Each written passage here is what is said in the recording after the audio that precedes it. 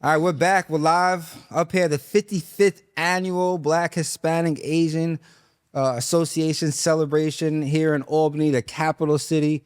Drew, how you feeling? I'm feeling great, man. I'm happy to be here. I'll be looking forward to getting up here every year. So let's do it. And we shooting this year, so I feel even better. Yeah, I'm excited. It's the first time we got policy and culture up in Albany in the capital region. That's part of the goal for the platform is to continue to expand and grow and really just educate our listeners and followers about their role in a civilization, about their role as a civic-minded individual and how much power that really has when we talk about the cross intersection of influence, culture, and serving the community. And today we have an individual that is the definition of all three of those things and has been a guest before on policy and culture. She was our first ever guest. Really? She was You know our what? first. I think that's right. She was our first ever guest on the right. podcast. That's so our first ever guest. this is big right here. This was our first ever. Nah, you showed us love. You always showed us love. Always. So without further ado, we have new listeners now and new subscribers, so we have to do it justice. So we're honored to welcome back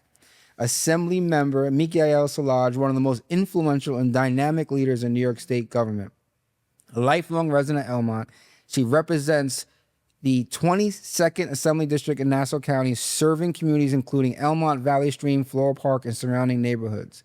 First elected in 2012, she made history as the first person of Haitian descent elected to the New York State legislature. I still can't believe that. That's crazy. I know, it's a wild concept. Because the Haitian community is very politically active. And we're diverse and we're in so many different areas of the state. So I'm So once you kick through that door, it was now the whole entire New York State Assembly is basically of Haitian descent. But currently serves as the chair of the Assembly Committee on Local Governments. Yes.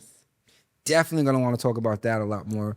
And chair of the New York State Black, Puerto Rican, Hispanic, and Asian Legislative Caucus, placing her at the center of statewide policy conversations around equity, accountability, and representation. Throughout her tenure and career, she has championed issues directly impacting working families, including maternal health care access, child care expansion, property tax relief for seniors, environmental justice, consumer protection, and safeguarding Long Island's water environment, which is huge because we are literally an island. Mm-hmm. She works closely with Speaker Carl Hasty and Majority Leader Crystal Peoples-Stokes to advance legislation that moves New York forward while staying deeply grounded in the community that raised her. The esteemed Assembly Member Solages, welcome back to Policy and Culture. Long Island. Yes, I'm happy to be back on. And it's nice to see you two in Albany.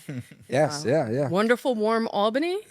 It feels a little better, though. It's not as cold. Warmer. Sometimes it's terrible. It was like -2 degrees probably 2 weeks ago. So you're lucky. Yeah. So the last time that we spoke, I think it might have been 2003. Yeah. A lot of things have changed. Yes. For the good, for the better, for New York, but some not as much. And as a leader, especially a leader in politics, a lot that you have to deal with and navigate. So can you just talk a little bit about your recent appointee of the chair of local governments and what that role is and how influential that is? Yeah, so in the state assembly, there's two paths that you could take. You can either go into leadership roles where you help guide the body and you become a mentor and you talk to folks, or you could become a chair and get deeply involved in policy. And so I was in leadership. So I was deputy majority leader when I last spoke to you guys, and I had an amazing time, but it was getting kind of boring. And so I actually want to switch tracks and go into the chairmanship part of our work and being able to touch policy and talk about issues and have direct access to the people writing the laws was where I wanted to be. And so I think there was a vacancy by Billy Jones probably a couple of months ago during the summer. And the speaker called me and said that since I was interested, he offered me the position as chair of the Standing Committee on Local Governments.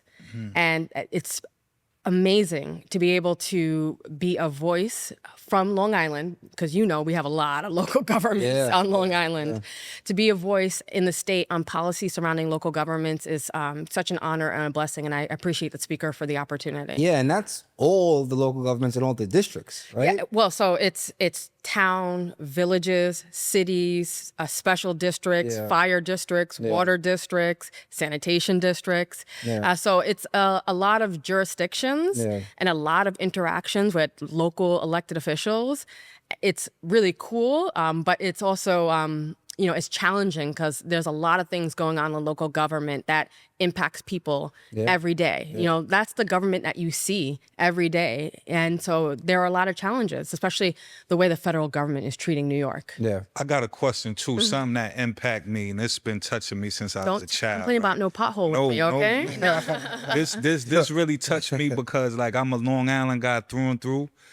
And anytime I'm traveling from out of state and I'm coming back to Long Island, I pass this destination at Elmont, like that rest stop area. It was like a famous rest stop area. Why do we take that down? So there was a, I guess they called it like a welcome center that existed on the southern state. And, a little tidbit, that used to be where the toll was, exit 13. There used to be a toll on the southern state to go. Really? Very long time ago. So they got rid of the tolls. Was that Robert Moses again did that? No, well, it was after his time. okay. Yeah. Because remember, Long Island is a destination. So it was a place where people would, go for recreation. For That's what I beaches. felt like that sign gave me when I got back there. Like, yo, you arrived. Yeah. Yeah. So it's been a while since that facility has been open. And so the building was vacated and it was sitting there and they tore it down, I think, just a couple of months ago. And it was sad because I got a chance to go inside that building and you could still see all the pamphlets of things you could do on Long Island. You could see where the guy was sitting or the guy or girl was sitting and welcoming people. So they actually tore down the whole welcome center because budget cuts and, I guess people are not really visiting those welcome centers. They can find all that information on their phone. So, they tore it down and, I miss it. They should put a welcome to Long Island sign, right? Yeah. I'm going to tell Kathy Hogle that tonight. Definitely. Well, and also when we're trying to promote Long Island, you can't find something that says it except for Long Island City. It has that sign all the time. We have a branding issue on Long Island. We do. Yeah, we should make it a place where people can, come from all over the world to enjoy our wonderful beaches, our wonderful, farms, wineries. Long Island has a lot to offer. Absolutely. And so I think we need to do a little policy and culture Long Island. Yeah, no, I agree. We're always beefing though between Nassau and Suffolk County. We know That's the Nassau's problem. better. Come on. All right, No, they sorry. what? Suffolk? Nah. Yeah, We got some backyard space. Yeah, I'm not gonna refute that. I'm not gonna refute that. Speaking of backyards, though, I did want to circle back to local government because a lot of times we're trying to educate our listeners about politics, but also power. Yes. What would be some of the things that are coming across that committee desk that you have influence over or that you're hearing and seeing in this role? Yeah, so we do a lot around the funding. So as you know, local governments are having a huge challenge. They are, healthcare costs are going up, the cost of everything's going up, and their budgets are the same. And we recently had a hearing. I don't know if you saw on TV, there was a whole big commotion because Mayor Mandani actually came up to Albany and testified. And all of the big 5 mayors and other folks come and testify before the local governments committee. And so under my committee, I help all the local governments facilitate, plowing or, right now the federal government is requiring us to recertify all of people on healthcare, on Medicaid, and also recertify all the people on SNAP and benefits. And what's happening is that people are going to lose these vital safety nets because the federal government wants to keep checking your income. And all that falls on local governments to facilitate. And so I have the power to not only raise those issues in state government, but to provide additional funding and also just to be a voice on simple issues like water. For example, we want to make sure there's dedicated funding for water infrastructure projects. So whether it's drinking water, sewer water, or wastewater, we want to make sure that local governments can handle that. And I've seen you do this extremely well, especially being a representative from Long Island where it's difficult at times to navigate the different ideological, political perspectives. How do you do that with as the chair of this and kind of really get people to agree with you and at the same time deal with the politics of it? For instance, where you talk about local governments, from things like housing to water to energy to offshore wind. Like there's just a lot of different things that. Can you talk a little bit about how you're balancing? What's great about the committee, and everyone has told me this, that it's really bipartisan, because when you talk about local government, it's the issues that people care about, and it's bread and butter issues. So when you go to plow a road, you don't say, "Hey, are you a Republican or Democrat?" No, you plow the road. You know, when there's a pothole, you know, you got to fill it with asphalt. You know, that's local government. So the committee is really collaborative.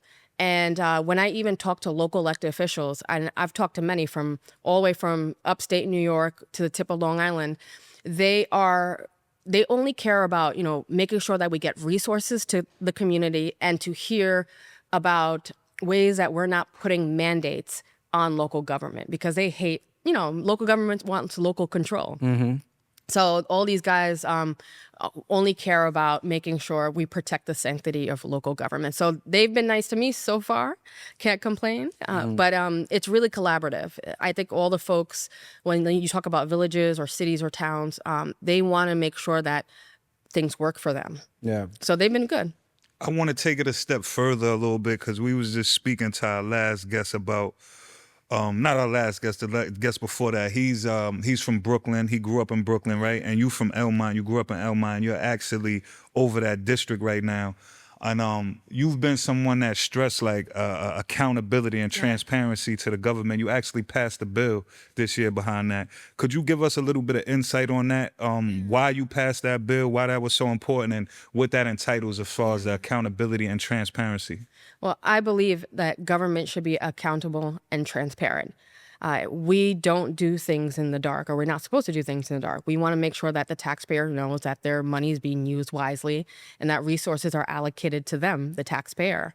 And so I have a full portfolio on transparency bills. I wrote a lot of bills around IDAs, which is industrial development agencies, and they give out tax breaks to so many different entities to encourage economic development, which sounds great. But in my community, Valley Stream, they were giving tax breaks to like car dealerships and saying there were tourism tax breaks, because the people from Queens would drive to Valley Stream, Long Island to buy a car, and they consider that tourism. That's some nefarious stuff. So we did a lot of bills around IDA transparency so that, you know, people know about their tax breaks. We also passed a bill that would create a system of reporting for local governments. So it's the database of deals. So anytime local governments do an economic development deal, they have to put this in an electronic system, and it's available for the taxpayers to see. So they know how much the tax credit is, how much how many jobs are created, and other adjacent issues to that. And then lastly, I do a lot of bills making sure that entities are just transparent, like FOIL requests are done on time. So it's a lot of kind of like boring stuff. Look, your eyes are glazing over. I know, yeah. But it's important work, because sometimes people lose faith in government because of the bad things that happen, the corruption, and I want to make sure that people know that government does good things, and that if you want to find out about your local government, it should be easy and accessible. So I used to work with a lot of IDAs, and so I know their framework for how they work and stuff. And I think it is important that the economic development value is grown, and because we need that, right? Because one of the real biggest issues is affordability. And so you need to grow that tax base. You need to grow sales tax, because that's really how we're operating as a government and as a community. The more that you can produce sales tax, the more revenue you have in your local GDP. So, and we're also in a competition. We used to be in a competition in New York State between regions. We'd beef like, oh, city, upstate, Long Island. But I think now we're in competition with states. And so a business can easily pick up and move to North Carolina or Texas or Florida. I don't know why they would do that, but now they can. New Jersey, though. New Jersey, too. There's one in New Jersey. And so now our fight is not only with, I don't think we're fighting and beefing amongst regions. We have to be smart and start attracting businesses because we do have a high cost state. It's expensive to run a business in New York State, but this is the only place you're going to get the culture, the arts, you're going to get the workforce that is knowledgeable and well educated. And so we just have to remind folks that your dollar is better spent in New York. So we see economic development happening all throughout the state, and I think it's centered around technology. A lot of technology companies are coming to New York, setting foot, and they want to make that investment, and so it's exciting. Yeah, shout out to our host sponsor, Aeon Nexus. Yes. Who is actually a technology company based right here in Albany and is doing incredible work. We've always come up to Albany and wondered, that economic development aspect and see what can be built here in the jobs and just the housing. So, well, we have Micron coming in, which is the chips manufacturing. To Albany? Not to Albany. Oh, I know. I knew Buffalo. Upstate New York. Yeah, which is exciting, but that's still going to support Albany. Yeah. Folks are still going to move upstate because it's not only the chips manufacturing that's important, it's the businesses adjacent to it. The supply chain. Exactly. Supply chain. Exactly. See, so elegant. Also, as the chair of the Black, Hispanic, Asian Caucus, what are some of the priorities? Because the majority of the legislative branch in New York is Black and brown at this point, right? So out of 213 legislators, 80 of them are people of color. Yeah. And they're all in our caucus. And it's exciting because it's not only bicameral, Assembly and Senate, but it's bipartisan. Yeah. So we have 3 Republicans who participate in the caucus. That are of color? Of color. Mm-hmm. Really? Yeah. One represents Brooklyn, one represents Hudson Valley. Republican from Brooklyn? Yeah, we have a Republican from Brooklyn. Did not know I that. think we have actually 2. My fault. We have 2. Did not know that. 2 Asian Americans. Ah, yeah. okay. Yeah, 2 Asian Americans, and so it's diverse, and they participate. Like they come to meetings, they voice their concerns. Sometimes we don't want to hear it, as a Democratic majority, but it's actually very influential in the process because you can't legislate in a closed room. You got to legislate with all voices and all perspectives. Yeah, no, I'm very curious because what are some of the priorities when there is such a majority? How do you kind of decipher that and manage that? Yeah, and we also represent the many. So, it's important that we have these dialogues. So for us as a caucus, we meet every Monday and we talk about issues that are important to communities, and we have working groups and we vet through policy. We talk to advocates, we talk to important folk like yourselves, and we get through this legislative process, which is sometimes messy, but at the end of the day, we're here to benefit equity. Yeah. And for me, diversity, equity, inclusion is something that we shouldn't shy away from. Yeah. And especially with the federal government attacking us, we should double down and make sure that we're protecting the people who are most marginalized and underserved. Yeah. So you're the chair of local government, local government committee, chair of the Black, Hispanic, Asian Caucus, but the most important chair is that you're a mom. Yes. And you've done a lot of work around maternal health, equity, and childcare. Can you just talk about the passion? I first remember seeing you was with, I believe, your child in Albany when it was around breastfeeding. Correct. And just in awareness around that, the education around that. Talk about your journey from that moment to where you are now, and also being a mother throughout this time. I know that's definitely it's a lot. You have how do you handle that for the women that are listening, but also for the men that are listening? Exactly. Yeah. That could be knowledgeable, because sometimes I have children. And my wife has to remind me, you're not in my shoes. And it's not all about what I'm doing or how this. And so I can only imagine those pressures that you have. Oh, yeah. I came to the legislature. I didn't have any kids. Now I have 3 beautiful kids that I love. And they have influenced so many policies that I've been able to enact. And so what you're referencing is I was the first woman to breastfeed on the assembly floor. Oh, yeah. okay. So I had my middle child, Rose, and I really believe that women should breastfeed. They should breastfeed everywhere. Like we shouldn't be, worried or conscious that folk are going to come to us breastfeeding is a natural part and we should encourage it. And so I've been a huge proponent of making sure that we not only support women in breastfeeding and making sure that our different locations are accessible and have that accommodation, but making sure that if they're not able to breastfeed, that they can get donor breast milk. And I've fought for many maternal health initiatives because of my experience being a mother. So, for example, I had 3 births, and each birth was a traumatic experience. And because of that, I've fought for making sure that women have doulas when they go into birth, making sure that they have a recourse if they have a negative birth or a negative pregnancy outcome. We know there's implicit bias and that Black women are more likely to die at childbirth. So we've implemented so many laws so that we can protect Black women when they're most vulnerable at birthing. So, for me, I take my experience as a mother and apply that to the law. And it's been something I just been eternally grateful for. So the next leg of that journey is making sure that we make childcare more accessible. Because on Long Island, we have a lot of childcare deserts. Actually, let me walk that back. Throughout the state, there are many places that lack, affordable, accessible childcare.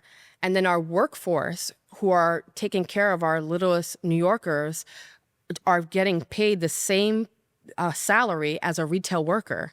And so people are leaving the profession because we're not paying them a worthy wage.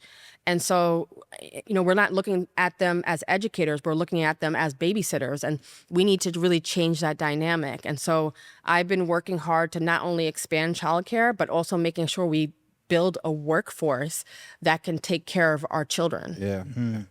Yeah, and obviously what is the role with, is this just in Manhattan or is this going to be state with So the governor has proposed an expand. Well, first of all, Mayor Mandani has proposed expansion of. In New York City, they have not only K through 12, they have pre-K, they have 3K with dual language learning schools, and now they're proposing 2K. On Long Island, we have actually the lowest amount of slots of pre-K. And we just fully funded kindergarten probably like 5 years ago. So there is a lack of quality education in certain regions across the state. And so we see that there's a strong proposal in the city to expand infant care and child care and pre-K. And so outside of New York City, we're fighting for that same autonomy. So we're asking that pre-K be expanded throughout the state and fully funded. Right now, we get $5,000 from the state for each child for pre-K. The governor has proposed $10,000, and making sure that every school has a program. Because right now, it's the Hunger Games. If school districts want, you would think that's like a necessity, being like that's like the most important like foundational age for like processing and stuff like that. Oh well, yeah. Any age under the age of 7, their mind is a sponge. They, we are able to really educate kids and make them better citizens when we provide that not only academic success, but that help for parents. Childcare is economic development. Pre-K is economic development. Absolutely. When parents can go to work, that's good for the economy and that's good for the child. Yeah. So you've now served 5 terms. Oh, yes, yeah. Feels like just started yesterday. What's your most memorable moment? Oh, wow. Oh, so it's hard to compete with some high moments. I mean, I passed the bill on reparations. I was gonna ask you that. That's what I wanted to follow. Yeah. So thank you for my. I know there's something I'm missing. It's a lot of dope bills. So we created a commission around reparations because we want to discover. We know that slavery was a big economic development point in New York State, and even when we banned slavery, businesses in New York still benefited from slavery, like insurance businesses. They were insuring slaves down south, even though they didn't have the physical slaves here. And so, that was cool because People told me I couldn't do it. It was impossible. They fought me on it. Even my own black folk, my own people were fighting against me because they felt that reparation was only for individuals who can trace their lineage back. And I believe that's the nucleus of the conversation. But slavery has transformed over the years. It's become Jim Crow. It's become, mass incarceration. It's become redlining. And so we have to talk about the ills of slavery in modern day. So I believe that reparations could be all that and more. And so there was a lot of infighting. There was a lot of external fighting against, white supremacists. And there's a point where it just clicked and we passed the bill in the Assembly. Then we passed the bill in the Senate. And then we had to convince the governor to sign it. And we got her there. And I remember being in the back room at the bill signing and I for the first time in my life, I cried because as a legislator, because it was so hard to get there and we finally made it. Yeah. And that's just the beginning because the commission still has to do its work, which is going to be, it's an ongoing process. So I encourage people to search online the New York State Commission on Reparations and participate in that process because it's going on right now. And a report is supposed to come out sometime next year, 2027. And we can find out how we can really fix this state and fix the harms that were created from slavery and its vestiges. What are 3, using this specific bill and everything you just mentioned, because I know that you have, a shout out to you and Senator Sila Barno. Yeah. Have about 100 students coming up tomorrow, right? Yes. We have a lot of we're doing a I can't wait. A civic mapping component with them. I like that. 9:30 in the morning. Looking forward to it. What are 3 skills that you would say you utilize to get that bill passed? Patience. I would say patience. Okay. Patience is a skill. Collaboration. A lot of meetings. I had to do a lot of conversations with many different members. So that's an important skill. And then I would say, I'm trying to think of it another emotional intelligence. I think. Yeah, right. Forget well, that. So I was gonna say that. Yeah, you can't take things personally. I was just gonna say that. Yeah. I was just gonna say that. There must have been so many slights that you just have to almost ignore, right? To get that to the finish line. I had a colleague put in their own bill on reparations to try to stop my bill. Ooh. And I had to sit back and just take a deep breath. That's politics. Yeah, that's politics. Yeah, and I had to just remember that I have. I have a family that loves me. I have, a community that, if I were to just stand on the street and know who I am and hug me. Yeah. And so at the end of the day, I'm doing what's right for my people. And if people want to play politics, they can. But I don't take that personally. Yeah. It's all part of the legislative process. Yeah. So emotional intelligence, I mean, it's a skill. Absolutely. I got a question now. We spoke about a few bills that you passed. I want to speak about a bill that you kind of was objective to, that you kind of pushed away. Mm-hmm. Talk to me about the criminal justice and the raise the age thing. Yeah, so I'm very supportive of raise the age. And when we talk about raise the age, this is a bill that we passed, I think in 2022, that would allow 16 and 17-year-olds to come out of the criminal justice system and put them in the family court system. So they can go to family court if they were, accused of certain low-level crimes, not the hard stuff, not the felonies, not a murder, but low-level crimes. And I objected to the governor putting it in the executive budget this year. There are many DAs who feel that this raise the age bill that we pass is harming communities. It's allowing these 16 and 17-year-olds to commit crimes and not receive the consequences of committing those crimes because they feel like family court is too soft on them. And so folks are proposing changes, and I just don't want to have that discussion during the budget because in New York State, the budget is, the governor has the ultimate leverage in the state budget. According to the law, she can propose a budget and literally pass it without the legislature. And we as a legislature have to negotiate changes. So that puts us in a weak position. And when we're talking about our 16 and 17-year-olds, I do not want to have that conversation in the budget. I want us to have that conversation with communities, with advocates, and with the affected folks. And so I objected with having that in the budget, but I am open to conversations of how to make the law better, because there's a concern that young people are having firearms, and we are not taking that serious as a state. And so I don't want to get too much in the nuance, because it might not be juicy for the mass public, but there is a serious conversation that we're having, and I just don't want 16, 17-year-olds getting caught up in this criminal justice conversation that will make them be in the pipeline of the adult jail, the adult prison system. But when we look at the prison to school pipeline, don't you think that's kind of like almost segueing them into that? And that's why we need a holistic approach. We need an approach where we look at these young people for who they are and their circumstances. So as I mentioned, a young person could have a gun on them because they're trying to protect themselves from bad people, from bullies. And that's their only method. And when you say that, that's a part of your holistic approach of understanding why. We have to understand why this child is doing this and providing them with resources and support. And what's unfortunate is that we allocated millions of dollars to implement Raise the Age, and a significant pool of that money has not been given. So we haven't even fully implemented Raise the Age program in New York State. Municipalities, local governments can't really, the grants are reimbursable, and local governments can't handle that. They need direct money. Like that, for example, if I say, hey, look, I have $50 and you have to give me a loan in order to get this $50, you're going to say no.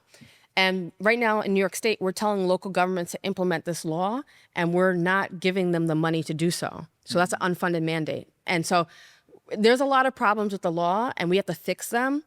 But I want to make sure we're not fixing them in a way that's punishing Black and brown communities, because we've learned in the past through the Rockefeller drug laws and a lot of these criminal justice laws that we implement, that being hard on crime is not making our community safer.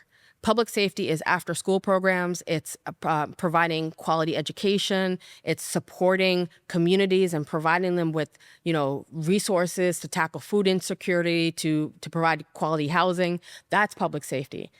Throwing someone in jail, that's only costing the state a lot of money. And then when that person goes back into society, they come back because we haven't given them any tools to become a citizen. We just basically punished them, demeaned them, made them, provide them trauma in jail. And then we didn't solve the problem of why they initially committed that crime. I think that's a masterclass in educating viewers about the fine line between public policy and politics, because what can happen, as you mentioned, is you're giving leverage away to the executive branch on a very, very deep, serious potential issue. Yes. That could also be used as a weapon on election.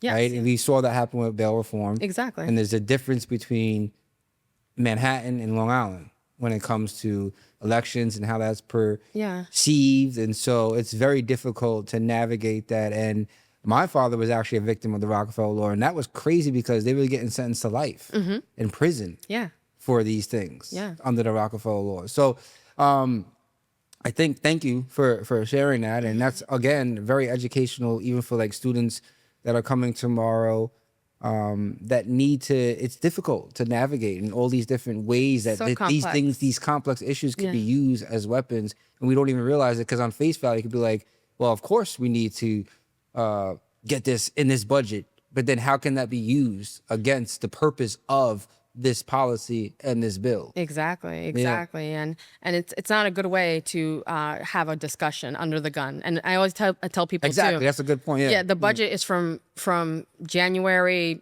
mid-January to April 1st.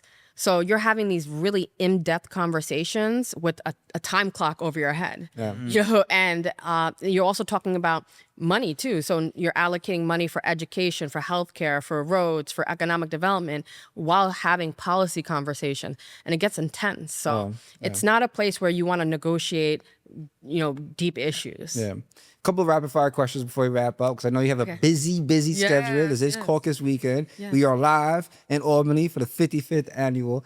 When we say local government, or you respond, local government is quality of life. Okay, yeah, I like that. I like that. I like that I've quality. been keeping it real simple with Qual- rapid fires. qual- I like that. I like quality, that. like, I that's like good. that. Yeah, well, you know, us electeds could talk forever. So if you want me, I can blow your time right now. No. If there's a first time or new legislator coming to Albany, what's some advice you would give them? I would say to them, this is a marathon, not a sprint. That understand that policy takes years to change, and that you have to learn the process and absorb it before you can really be greatly influential. You can make these small little changes, but if you want to change dynamics, you need seniority, you need relationships, you need to just build, and that's where you get the real power. What would you say to a young girl that is interested in getting into politics? I would tell her get an internship and understand that there's so many different layers of government that you can get involved in. You don't have to be the elected. You could be a staffer. You could be a part of a state agency. You could be a part of an executive body. There are so many points of policy that just get an internship and just embody it. Last question, and this is a serious one. Very curious. As a Black woman in a position of leadership and a mother, how did you feel about Trump's tweet that depicted the Obamas the way it did? Yeah, I wasn't surprised. We all know that this administration thrives on white supremacy and suppressing the Black vote. This is the same administration that said that Haitians eat cats and dogs. We have AIDS, and they're trying to kick out thousands of TPS individuals, nationals who've been in our communities, providing economic benefit. So, I'm not surprised that they would depict a fellow president as an animal. I think it's not surprising, but I think it's an opportunity for us as a community to realize that we can't be disillusioned by someone, that we have to be smart for who we need to vote for, and that we need a lot of work. There's a lot of work that needs to be done for democracy. So I am not surprised. I don't know if can I curse on this podcast? Oh, I can. Everyone say keeps bad asking words? us that. Are we giving them the vibes that you can't curse on this I don't podcast? know. I mean, like, is this PG-13? Is this? Are we giving PG-13 vibes on this? It's a little. Really? I don't want to say. I mean, it's a We're gonna have to start wearing our hoodies or something, like policy and culture hoodies or something. Then you can curse. No. But I just, I'm just. I'm over it. I'm over this administration. I don't give them any attention. They don't get any of my personal feelings, but understand that we have democracy is under threat at this time.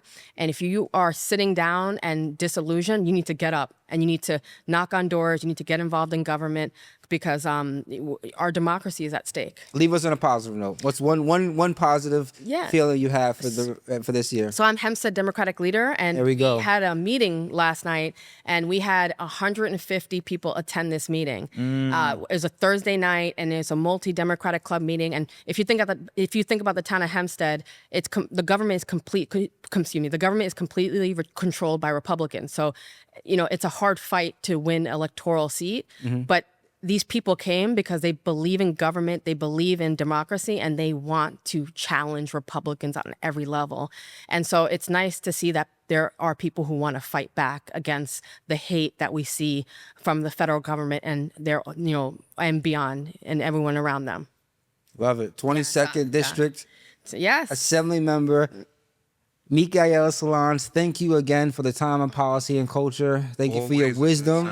Thank you for your fights. It means a lot. We really appreciate you. Keep doing it. You're a great, great, great leader and a public servant. Well, thank you for doing this podcast. Absolutely. And distributing knowledge. We appreciate it. Absolutely. Thank you.